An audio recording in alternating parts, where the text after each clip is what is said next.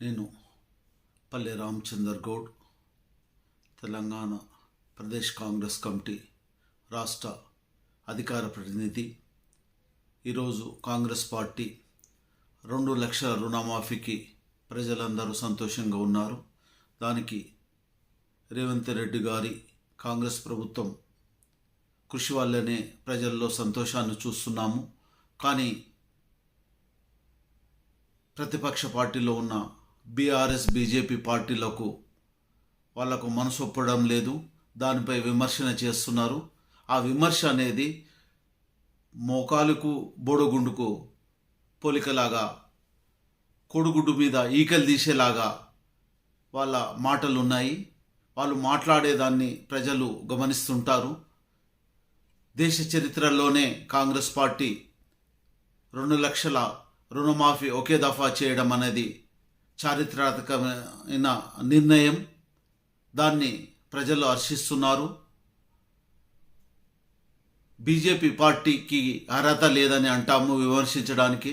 ఎందుకంటే దేశంలో రైతులకు నల్ల చట్టాలు తీసుకొచ్చి మళ్ళీ పార్లమెంటులో తప్పు ఒప్పుకొని క్షమాపణలు అడిగి రద్దు చేయడం జరిగింది.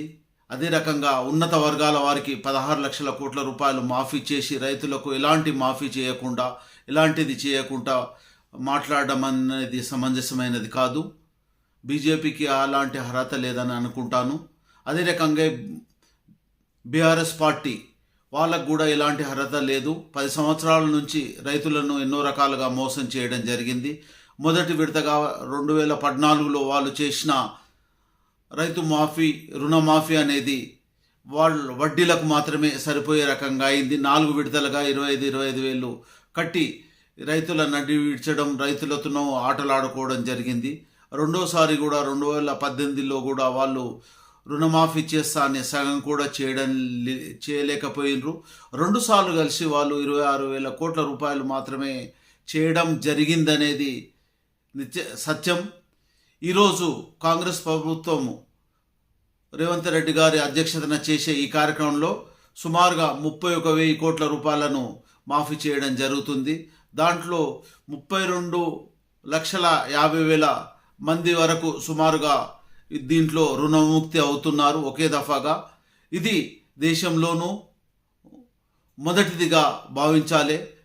ఇంకో విషయం చెప్పేది ఏంటంటే, ప్రతిపక్షాలకు ఏదన్నా సలహాలు ఇవ్వాలనుకుంటే ఎక్కడ పొరపాటు జరుగుతుంది, రైతులకు ఎట్లా లబ్ధి చేరుతారు, ఏ రకంగా చేస్తారని సలహాలు ఇచ్చి అధికారులకు సపోర్ట్ చేసి ప్రతి ఒక్కరికి కూడా రుణ విముక్తులు చేసే రకంగా 2 లక్షల వరకు ఉన్న వాళ్లకు సహాయం చేస్తే బాగుంటుంది. అదే రకంగా ఈరోజు మాజీ మంత్రివర్యులు సిద్దిపేట ఎమ్మెల్యే హరీష్ రావు గారి కూడా కోరడం ఏంటంటే, మీరు రాజీనామా చేయాలి. రాజీనామా చేయకుంటే ప్రజలకు ఏం చేస్తారనేది మీకే చిత్తశుద్ధికి వదిలివేయడం జరుగుతుంది.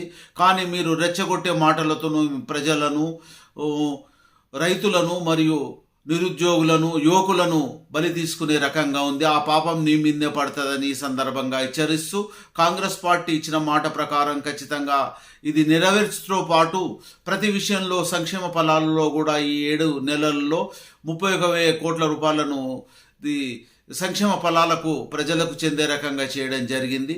భవిష్యత్తులో కాంగ్రెస్ పార్టీ ఇచ్చిన ప్రతి మాటను నెరవేరుస్తుంది. దీంట్లో సంశయించాల్సిన అవసరం లేదు.